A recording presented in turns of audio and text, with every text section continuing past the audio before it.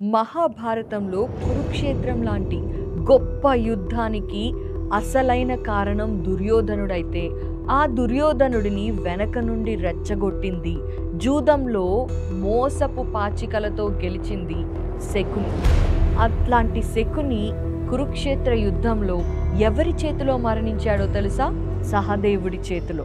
18వ రోజు యుద్ధంలో శల్యుడు చనిపోయిన తరువాత పాండవులంతా మిగిలిన కౌరవ సేనని హతమారుస్తుంటే శకుని కొడుకు ఉలూకుడు కూడా పాండవులతో యుద్ధం చేయటానికి సిద్ధపడ్డారు.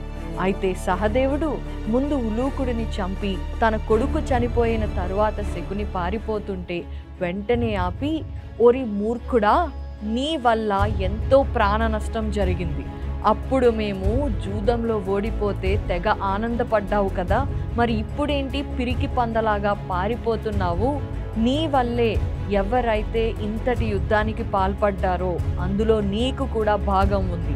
ఇప్పుడు నువ్వు దుర్యోధనుడు తప్ప మిగతా ఎవ్వరూ మిగలలేరు. నేను నిన్ను చంపుతాను అంటూ సహదేవుడు శకునిని చంపేస్తాడు.